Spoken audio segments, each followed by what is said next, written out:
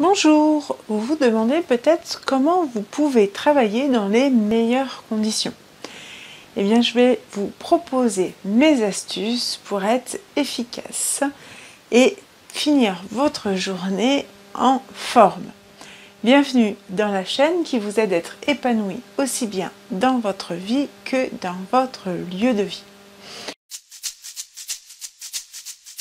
Alors la première chose qu'il va falloir faire attention quand vous allez installer votre ordinateur, c'est de savoir sur quelle prise électrique vous allez le brancher.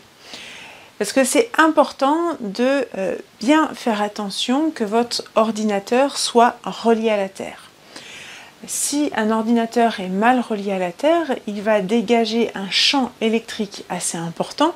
Ça m'arrive régulièrement en expertise quand je vais faire les mesures d'avoir des ordinateurs aussi bien portables que fixes qui montent jusqu'à 300-350 volts par mètre, alors qu'idéalement il faudrait être à 10 volts par mètre pour travailler dans des bonnes conditions. Donc ça, c'est vraiment quelque chose de primordial. Faites bien attention à la qualité de votre mise à la terre. Alors idéalement en France, la mise à la terre est de 100 ohms, mais les normes écobiologiques allemandes préconisent plutôt 50 ohms. Alors si vous avez la capacité, la possibilité de mesurer votre qualité de la mise à la terre, faites-le, mais au moins vérifiez que votre prise soit bien reliée à la terre. Il peut y avoir des petits testeurs de terre qui existent, donc n'hésitez pas, ça coûte pas très cher, faites-le, parce que des fois il peut y avoir, avec le temps, le fil de terre qui se casse au niveau de la prise ou au niveau d'une boîte de dérivation, ou des fois quand on remet la prise, des fois ça peut arriver qu'un fil se casse, donc n'hésitez pas à tester parce que ça peut vraiment être hyper important pour vous. Ça va générer peut-être de la fatigue, de l'anxiété, de la nervosité, des maux de tête, donc faites vraiment attention à ça. Donc il faut regarder et la prise murale, mais aussi la prise de votre chargeur. Parce que maintenant, il y a de plus en plus d'ordinateurs qui ne sont pas reliés à la terre. Et ça, il faut vraiment faire attention à ça. Donc, regardez que votre chargeur soit bien relié à la terre. Donc, si ce n'est pas le cas, si vous n'avez pas une prise qui permet d'avoir la fiche de mise à la terre, vous avez deux possibilités. Soit vous allez travailler le maximum possible sur batterie, donc vous allez débrancher votre ordinateur et vous allez travailler sur batterie. Donc ça, c'est une première chose. Sinon, deuxième chose, il existe aussi des cordons de mise à la terre. Donc vous voyez, il y a une petite fiche qui permet de relier l'ordinateur sur une prise USB, et de l'autre côté, justement, vous insérez la fiche pour que l'ordinateur soit relié à la terre. Donc ça permet vraiment de très bien remplacer la mise à la terre d'un ordinateur. Donc n'hésitez pas, ça coûte pas énormément cher, un petit cordon comme ça, c'est vraiment l'idéal. Deuxième chose qu'il faut regarder, c'est aussi de travailler au maximum avec un câble Ethernet. C'est essentiel parce que dès que vous allez être en Wi-Fi, vous allez avoir des champs électromagnétiques qui peuvent être plus ou moins gênants, et les champs électromagnétiques vont vraiment jouer sur tout un tas de choses, sur l'équilibre oscillatoire des cellules.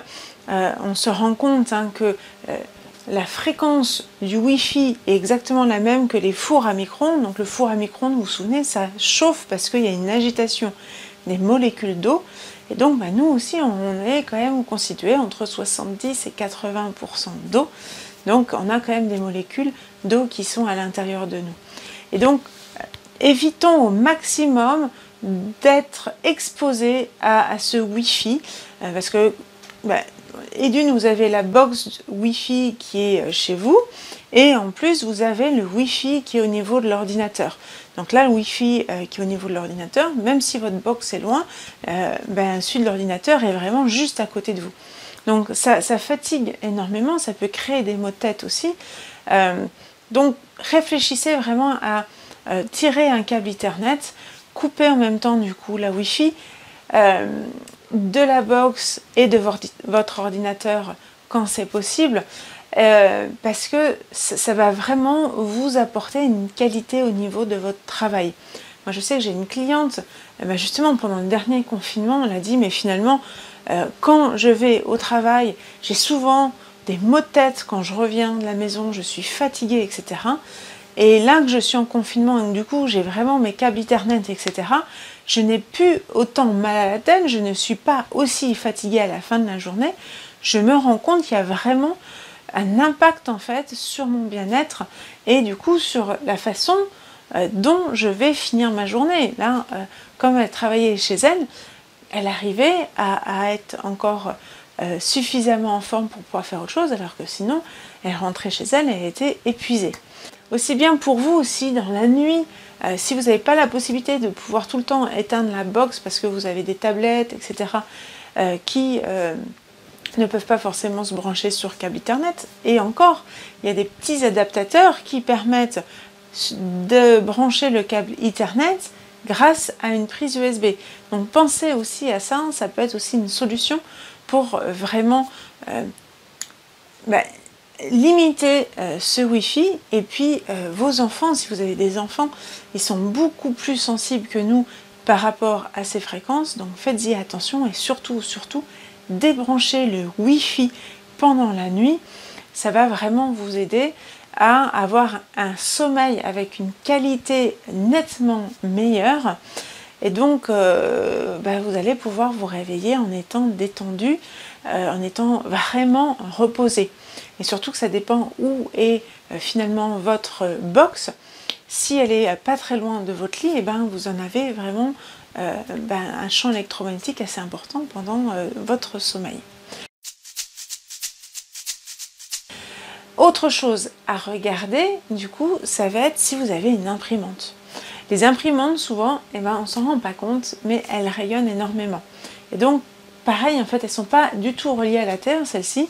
Et moi, je sais que quand mon imprimante n'est pas reliée à la Terre, on peut facilement frôler les 100 volts par mètre. Moi, j'ai un petit bureau et du coup, l'imprimante est juste à côté. Il faut vraiment que j'arrive à relier mon imprimante pour baisser considérablement le champ électromagnétique. Et donc, pareil, j'utilise un petit cordon pour relier à la Terre. Et donc, ça permet vraiment de faire chuter le champ électrique de l'imprimante. Donc, pensez à ça, ou sinon, vous pouvez simplement la débrancher quand vous ne l'utilisez pas. Ça peut être aussi un bon moyen. Essayez de passer au maximum par des souris avec fil et des claviers avec fil. Parce que tout ce qui est souris sans fil, clavier sans fil, vous avez forcément du Bluetooth. Et le Bluetooth, c'est un peu comme la Wi-Fi, c'est pas très bon pour la santé. Donc je vous invite vraiment à passer de nouveau par des souris filaires ou des claviers filaires, ça aide vraiment énormément. Moi, souvent, j'ai remarqué, par exemple, que les Mac, au niveau des ordinateurs, rayonnaient beaucoup moins. Par contre, la problématique, c'est que c'est très compliqué à l'heure d'aujourd'hui de trouver un Mac sans clavier sans fil et sans souris sans fil. Vous pouvez tout à fait quand même trouver des anciens claviers ou des anciennes souris qui vous permettent d'éviter le Bluetooth, et je vous invite fortement à le faire. Vous allez voir, vous allez aussi sur la fin de la journée gagner en qualité de travail. Et puis après, ma petite astuce personnelle, je n'ai pas de siège au niveau de mon bureau, j'ai un ballon de pilates ou un ballon de gymnastique, suivant ce que vous avez envie. Pourquoi ? Parce que moi j'ai souvent très mal au dos, j'ai eu pas mal de problèmes de dos, et je me suis rendu compte que dès que j'étais sur une chaise, mes problèmes de dos revenaient. Donc j'ai trouvé ce système avec le ballon parce que ça me permet, mine de rien, d'être toujours en mouvement.